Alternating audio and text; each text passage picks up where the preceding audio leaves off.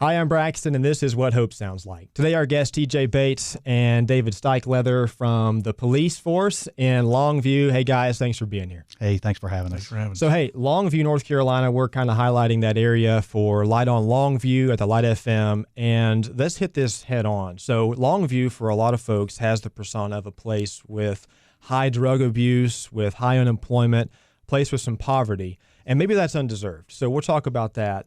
But for, TJ, for you came on board with the police chief role in 2019. What have you seen God been doing through your role and also for Longview since you came on in 2019? So you're correct. December the 1st, 2019 was the day that I started at Longview PD, and I was not employed there as a police officer and promoted up. I actually came as a chief from the outside, and coming into the town of Longview, I was familiar with the area, obviously, because I am a Caldwell County native, which is right next door. But I didn't really know the exact area and what it was all about. So, God's there, and God is moving in Longview.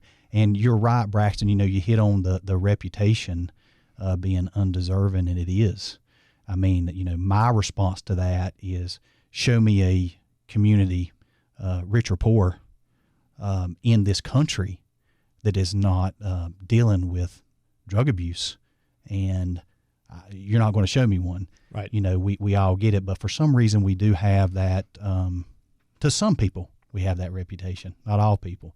People that live there, we don't have it, but it's more of people that's from outside that have heard some type of story, or whether it be true or false. Yeah. Do we have problems? Absolutely. We have problems, like every other community around here has problems. But I can tell you this, we work hard to make this a safe community and to help rid the community of drugs and other things. And we work even harder at providing the resources through our faith coalition that I'm sure that we'll go into briefly or in a short amount of time. But we work very hard to provide these folks with resources that are available that maybe they don't know about. And I hope we get some time to share that as well. Yeah. Well, go ahead. The Faith Coalition, this is something that I'm guessing you've started together. Mm-hmm. Yes, sir. And after connecting, tell me about that Faith Coalition in Longview. Yes, sir. Do you want me to? Yeah, we kind of got started. Chief and I have known each other for quite a number of years. I was in law enforcement up until 2019 and retired, and so we had a relationship there. And I was already in Longview serving at Christ United Baptist Church as a pastor when the chief came in 2019. And so we reconnected there, and he brought me on board as police chaplain. And we had some things come up, and we wanted to try to build some rapport with local pastors, break down some of the barriers between law enforcement and the community, and as far as the church community goes. And so we came up with an idea to invite some local pastors to get together and just have a conversation. And out of that, I think we approached 12 different churches in our community. We tried to stay inside our town limits because we do have quite a few churches inside our town limits. And to try to get more involvement with them just in our community and get them to know what the police department was all about. And that's how our first meeting came about. And we sent out letters to all those churches. I think we had 7 or 8 different pastors to show up for the first meeting. And we spent a couple of months meeting just talking about how to build rapport. That's what it was all about. And so they could understand what the police department did and some of the challenges that they face and those kind of things, and how the faith community could help support the police department and the police department help support the faith community. That's how we got started. Yeah. What were those conversations? How did you determine, okay, here's our, plan of how we're going to meet the community? Because, you're talking about that a lot of communities these days have a lot of the same underlying issues. And maybe how you go about that differs based on the community. So how do you guys do that in Longview? Well, let me tell him about the newspaper article. Yeah, let me give you a little backstory first. So when I came December the 1st, 2019, what happened a month later, 2 months later, 3 months later? Right, yeah. The pandemic hit. And, so law enforcement operations changed dramatically in that time. And where we were in my vision for the police department to move to a more community-oriented police department, some of that got tamped down because of places shuttered, doors closed, not a lot of events going on.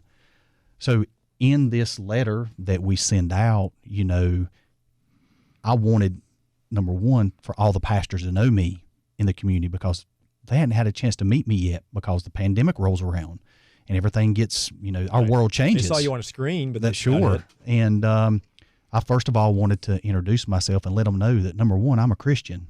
You need to know that your police chief here is a Christian, and I need your prayer and I need your guidance. Let's meet. Let's talk. And they did. We had 7, I believe it was, that showed up. I think that was the exact number. You were correct on that. And as we're having these conversations about what is going on and what the police department's facing, what the community is facing, I tell them, traditional law enforcement methods have failed in many senses. We're never going to be able to wrest ourselves out of a drug problem. We're never going to be able to wrest ourselves out of a mental health crisis. So I need your help. You touch more people on a Wednesday or a Sunday than I may touch in a year, with your congregations and you're going out. So in those conversations, we have faith. We have faith that God's going to take care of us and God's going to open a path for us, and faith demands work. And that's what we come, we've got to get to work. We've got to do something. We can't just sit around and talk about this. We got to put this into action. And that's just a little backstory to add on to what David said about how this faith coalition formed. So while we're having these conversations, an article hit the Hickory Daily Record. And the article was titled something like, "The life expectancy of residents in the town of Longview is a decade shorter than other Catawba County residents." And it was a pretty eye-opening article, but in the article it went one step further, and it was talking about how there wasn't proper access to health care and food desert, things of that nature. So it just kind of hit us. Nobody knew on the town side that article was coming out, and there's different versions of that. But we invited the reporter, very nice lady, Annabelle, I think's her name. Very nice lady. David calls her and he's like, "Look, the things that you're talking about, we know these issues. We've been meeting for months and we're working on these issues. Come, we meet every month and see what we're discussing." And that second article hit the paper. That was like, yeah, we have these issues, but this small group of men are working to try to find solutions or a path to a solution for these issues.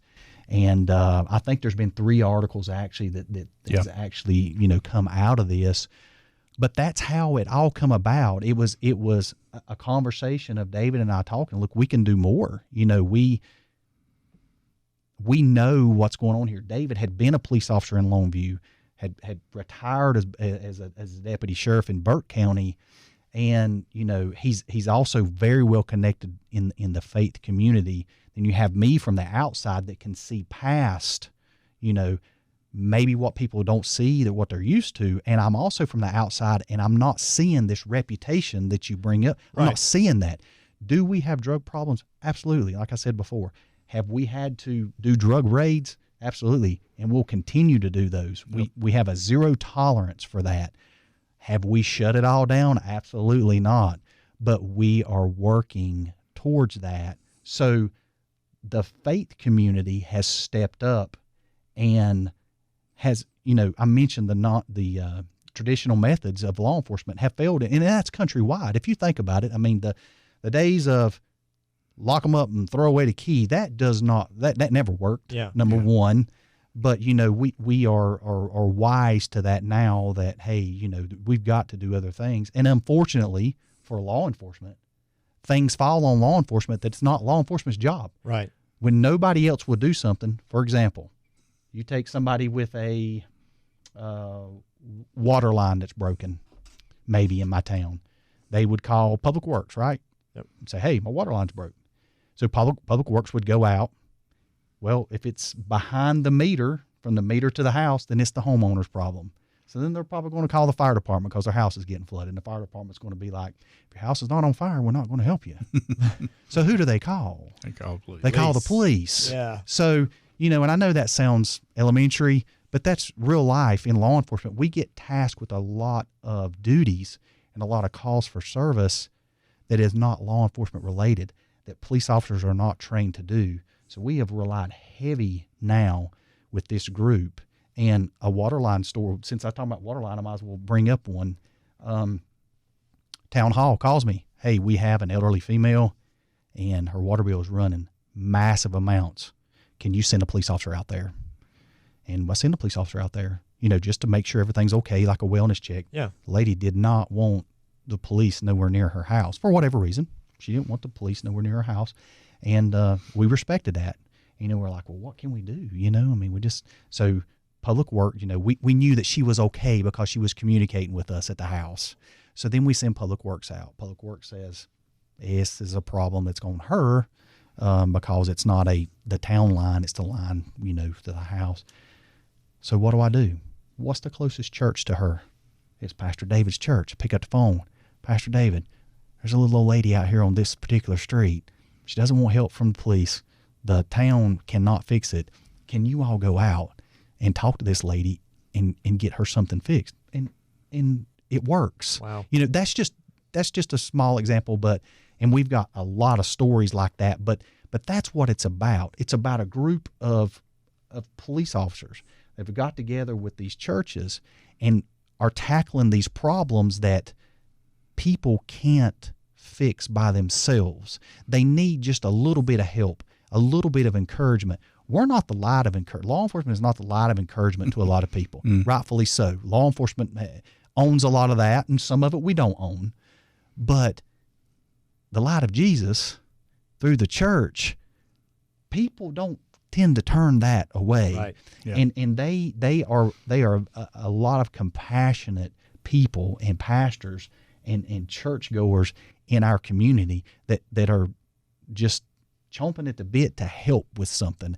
I wish people really knew just how much the people in our community cared for one another, instead of the first thing when somebody says something about Longview, then somebody pops off with the name of Wrongview, Right. for example, So that's kind of where we're at and what we're doing. And we got a whole lot more. I'm sure David can share on the pastor side about our meetings. Yeah. But Well, I love that. I love getting to hear that this is a community thing. absolutely. That there are people there, churchgoers, Yeah. people in the police force, people there that are wrapping each other's arms around one another and saying, "Hey, let's have conversations. Absolutely. Let's work on this." Right. And I love getting to hear what some of the Jesus in that you're using the gospel Say one more thing, in those David. in those communities. Talking about the conversations, we don't have those conversations at the police department either. We meet in a different church in the community every month. Wow. Yeah. We take it into these different neighborhoods with the churches, and it's open. Anybody can come to it. Yeah. And when my officers are out, let's just say at 3 a.m, and they experience an issue that they can't help with, but once again, the police has to come, then I have told them, look left, look right, look straight ahead, look behind you. The closest church, you get a hold of that pastor or that representative that's a member of this group, and they will help you solve that problem 3 a.m. or 3 p.m. Yeah. That's huge. It is. That's huge. It's huge. And David, TJ was talking about how sometimes the police get siloed into handling things that normally that's not their responsibility. Well, the same is true for pastors. Sure. Absolutely. Same is true for pastors, where a lot of times the church body will present something to you and say, "Hey, fix it. Good luck." Yeah. Oh, yeah. And so what does this mean for you as you try and, honor the Lord, but also help people with where they're at to have this kind of support from the police and the rest of the community? Yeah, and the big thing for us was community. You hit the nail on the head there because we're typical. Most of our church folks don't live in Longview. They commute into the church, and that's kind of that way in most of our churches. But God put our churches in that community for a purpose, and so we've come to the understanding that community is the mission field that God's put us in. And so when we began to move into this area, we didn't have a whole lot of focus with this group. And when that newspaper article hit, it really brought a focus to us of what our community was facing.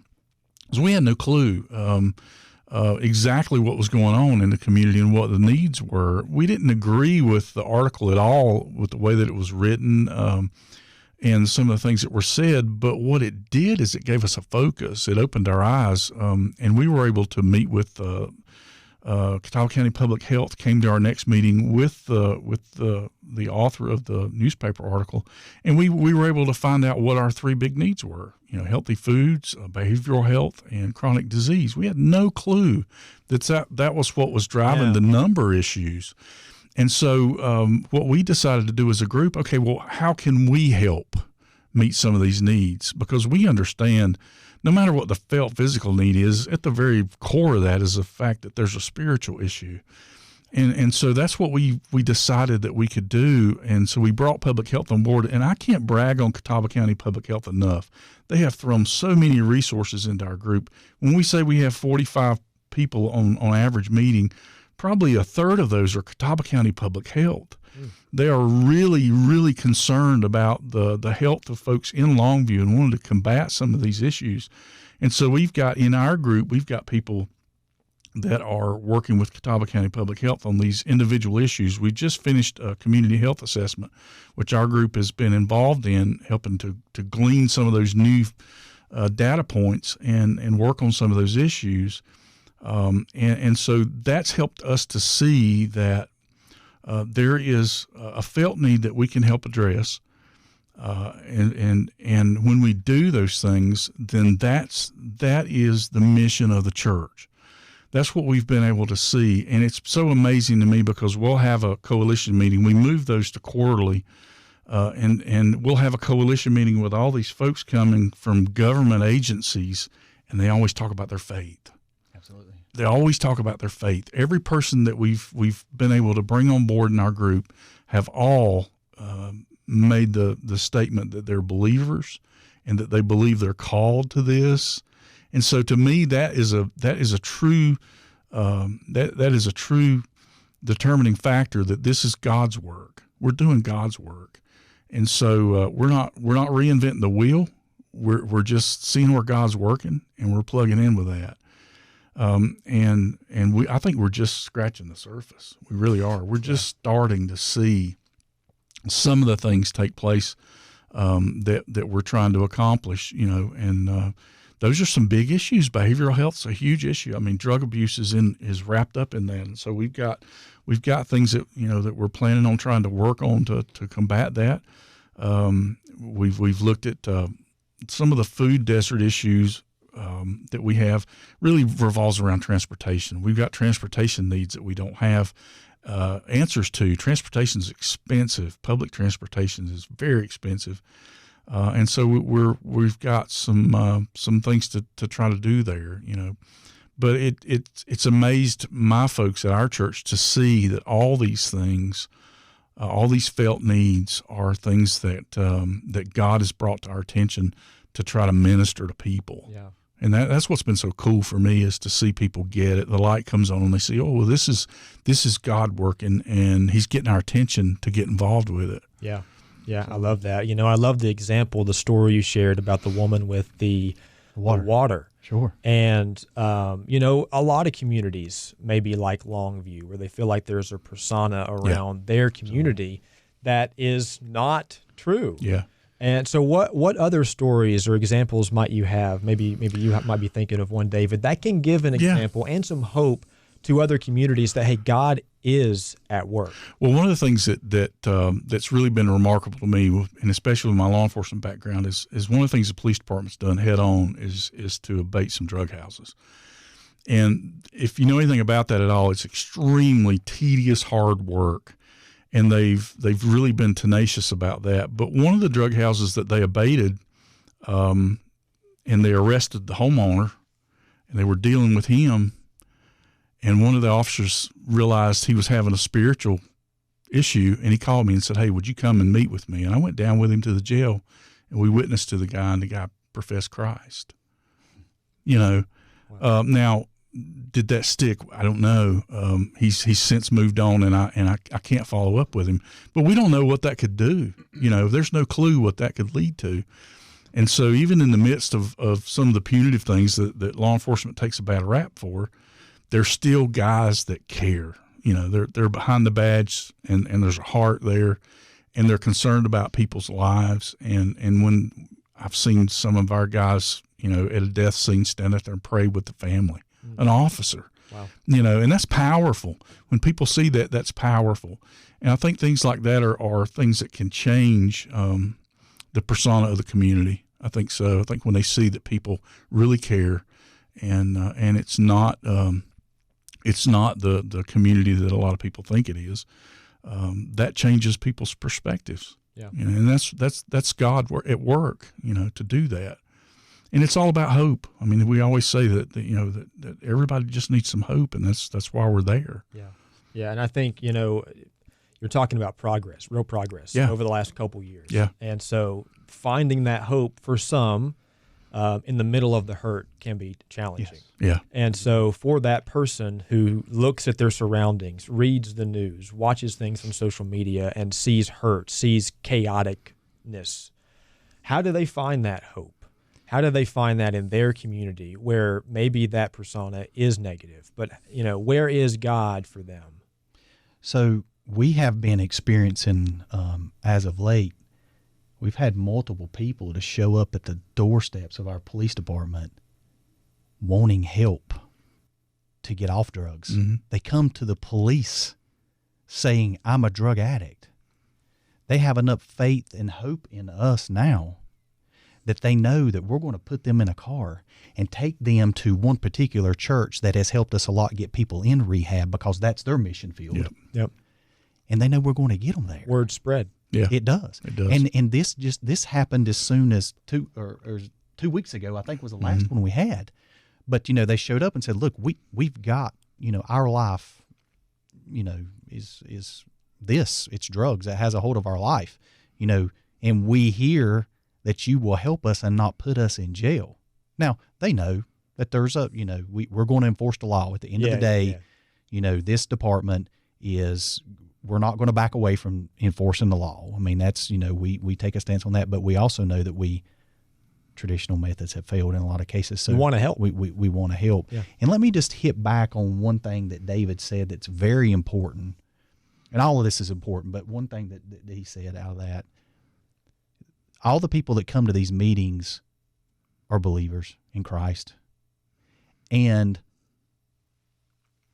people in government are afraid to say that today. Yeah. They are afraid to say that they're a Christian. They're afraid to say that, they go to this church or they do this. Not this group of people. Not at all. We're not afraid of that. If I cannot tell you that I'm a Christian, there's an issue there. And that's what makes me so thrilled when I hear that, is like, for them, number one, that they are a Christian, absolutely. Their eternal, their salvation is most important, but they've taken a stand for Christ. In situations like this, sometimes it takes people being at the bottom of the barrel to look up and say, Jesus, you're it. You're all I have left. And when they have people in government that's providing these services, and they know that they're meeting in a church once a month, and they're not afraid to stand up and say, hey, I'm a believer. I go to this church. I do this. I help. Or they say, we don't have this service, but my church does in Hickory or in Lenore or wherever it may be. Yeah. That gets people's attention, and they know, hey, look, these people are really going to help me. They're not just saying they're going to help me, or they're not tricking me to get me to the police department to arrest me on, for having drugs or things of that nature. We've had people come turn in drugs to get off of drugs. Wow. And that, as the police chief, is what hope looks like for me, of seeing people to say, yeah, look, this has control of me. I've got to get rid of it. You're the last person that I want to know, Mr. Officer, you're the last person that I want to know that I have drugs on me, but here they are. Yeah. Take them, arrest me, whatever you got to do to get me off of these drugs, and that I know that at any moment, any hour of the day, any day of the week, that I can call David or any other pastor that's in our group, and they will do anything they can to help my officers, to help the community. And if it's something that we can't get involved with or the community don't want us involved with, they do it. It don't matter what time of the day or night it is. I have witnessed this over and over and over, and we are 2 years into the making here. Our first meeting was June of 21, where we had the pastors together, and every meeting is just grown. Yeah. We've not took a month. We've not took anything off. We did transition to quarterly meetings just for some speaker type things. But what happened with that was we started another meeting, and it's called the Community Partners Meeting. So in the off months of the Faith Coalition, we're meeting every month for community partners. Yeah. And 100% of the community partners meeting people are the Faith Coalition people. Yeah. They love it so much. We had a conversation on the way up here. Tell them about the emails. I sent out an email now a couple of weeks before our quarterly meeting, and so everybody gets it. And now it's over 100 people that I send email out to every quarter, and invariably I'll have somebody the day after the meeting. I'll get 2 or 3 emails saying, "Hey, I'm sorry I missed it. I really wanted to be there, but this came up," and those kind of things. And so there's a passion. Everybody that's coming is there's a passion for them being there, and I continue to hear people say, thanks for what everybody's doing, not just us, but for what everybody's doing. So they're passionate about bringing change, and showing hope in the community. And that's powerful to me that people miss it, when they don't get to come. It's something that they're upset about because they didn't get to come, and they look forward to the next meeting. And every month on our third Wednesday of every month, we have the community partners, and invariably 2/3 of them are there, And we talk about what's going on, and if there's any kind of events coming up or anything like that, or something coming up with community health assessment. So even because of schedules, we can't keep them away. It seems, So it's just great. That's people hope, have got a right? vision. That's hope. Yeah, that's what that is. Yeah, that is hope, because there's people that still in this world that want to help other people. Yeah, and and we all agree that God gets the glory for all this. Absolutely. This is nothing that TJ or David has put together. God put this in my heart and in David's heart, and thankfully we were obedient enough to follow that. Yeah. And he gave us the wisdom to at least put the first meeting together. Yeah. And God's been in control. I mean, you walk into one of those. I wished one day you could come. And we'll send you a schedule. I'd love for you to drive down, feed you lunch, whatever. Let's do it. and you see God work. And it's not just for being in the Lord's house when you're there in that meeting, but you see godly people coming together with solutions that involve Christ. Yeah. That's what hope looks like. I'll give you an example. We had we had a lady come to our last meeting that's part of the substance abuse court system in Catawba County. To try to, help people get out of the system, of just going to jail and getting out and getting hooked back on drugs. And so they have a really strong program, and she's up there presenting. And I see one of our other folks over here, one of our other partners that works for community health, and she's just in tears, and I didn't think anything about it, but she sent me an email later saying, "I just want you to know what was going on." She said, "I lost my brother to an overdose." And so in the middle of all this stuff that we talk about, there's ministry going on, everything that we're doing in our group, even though it is a lot of government-driven stuff, it's people doing ministry, people being ministered to, and that's hope, and that's such a neat thing. We've been able to, by bringing the spotlight on our community, we've now got a community health worker. We've never had a community health worker. We've got one lady that's completely assigned to our community. And any kind of health needs that we have, she's our go-to. And so we've got, it's almost like we've got the finger of Catawba County Public Health on Longview, all the time now. Yeah. And that wouldn't happen if it hadn't been for this group, And, the thing that's so cool to me is that it goes way back before 2019. I think we can think back to 2007, with us working cases together and things like that. God was building these relationships then. Right. And that's what this is all about. I've said from the beginning, this whole group is nothing but about relationships. We've got a Mennonite pastor, we've got Church of God representatives, we've got Independent Baptists, we've got Southern Baptists, we've got Roman Catholic, we've got non-denominational churches, a Seventh-day Adventist church. You name it, we've got it. And our thing from the whole start is we don't want to hear about your doctrinal beliefs. We just want to know about how you think about Jesus, and that's all that matters. And do you love these people? And so that's kind of where we started. That's the basis that we started on, and that's driven us to be able to break down all these denominational boundaries and work together. We just did a feeding into Hickory last month where we brought on another ministry out of Newton and Sweetwater Presbyterian Church. So it's just so far outside the boundaries of what most people would think are the ability for us to work. It's God. Right. Yeah, it's God doing it. Yeah. I love it.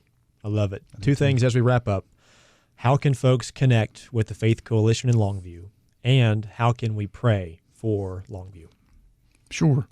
We've got a website, but it's not up. But obviously, you can reach out to the police department, Chief Bates. I'll give you my email. Yeah, and Christ United Baptist Church. We have a website, ChristUnitedBaptistChurch.com.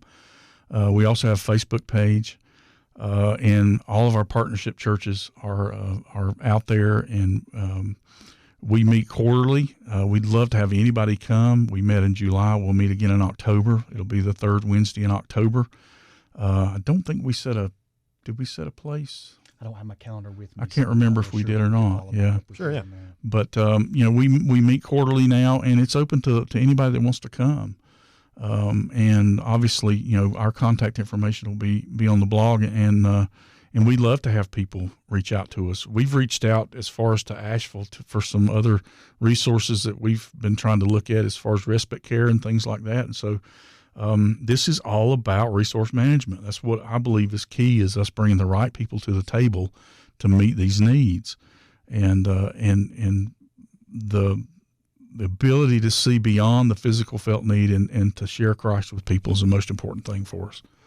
So I'd love to have anybody that's interested to reach out to us. We'd love to try to help any way we can. Yeah. Absolutely. Yeah, a great way to just call the police department. Absolutely. Ask for TJ. Or they can email me. It's tbates, BATES, at longviewNC.gov. Yep. Okay. And how can we be praying? Wisdom. I always pray for wisdom because we have a lot of things that are non-traditional that we're trying to do. We've got a partner church that is in the process of trying to get the necessary permits and things to build an in-house treatment facility in Longview, which would be tremendous for people to be able to say, hey, Longview's where you can get off meth. What a great thing to be able to say. So they've got obviously the red tape obstacles to jump through there, but wisdom that we would be that we'd have our eyes open and our ears open to see where God's at work, and then to continue to bring the people to bear that need to be there. God's the one that's brought every person there. So just pray that God will continue to help us to rely on Him and get the right resources involved to be able to meet these needs. I love it. And it would open our hearts and our minds to actually hear what God's trying to tell us. I'm stubborn. I can't get out of my own way sometimes, but if we continuously pray that we, God, open, let me clear my, the world we live in. You're occupied or you're preoccupied, and sometimes you just got to be still. Yeah. You got to get somewhere and hear it, and that we are open to that, and we make those decisions that we need to make and get the resources in that need to be in, and that we don't turn people away that need help. Yeah. And that we truly help people every way that we possibly can, not just police, not just with church, food, health, transportation, things of that nature. So that would be our, and like David said, the mission field that's out there for one particular church. My prayer is that they're able to do that, and And I think that that's truly straight from God. It is. That it'll happen. It's like I said the other day, talking to somebody, it will happen. Yeah. Because God, I feel that God wants it to happen. There's a base of resources that has already been brought together, and I think this is the ground level of where we're at.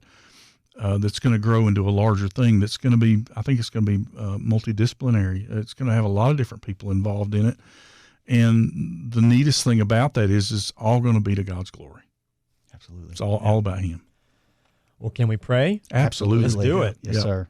Well, Father God, we're so thankful for what you're doing in Longview, to hear of the hope that is in Longview, and to hear about what the community is doing to join arms together with churches, with all denominations, with the police force, other folks in government, even from other counties, to support what you're doing in Longview. God, it's amazing to hear these hope stories. And so we just ask for wisdom that, this continues, and that, as TJ said, Lord, that you would give them the knowledge, the understanding of how to slow down and how to not be overwhelmed with all there is on the to-do list, with all there is happening in personal lives too. But to be able to say, God, here we are, use us. In Longview. And so I ask that, Lord, for the treatment center as well, as some plans are getting put into place for that. Do something, Lord. Help iron out those issues that are going to come up. But for the hearts and minds of those in the community that don't know you, but that they're searching for something. Help them search in the right places to put the right people in their path. TJ, David, others with the Faith Coalition, that you'll change lives through the work that they're doing in Longview. So, God, we give you all the honor and glory for it, and thank you, Lord. In Jesus' name, amen. Amen. And that is what hope sounds like.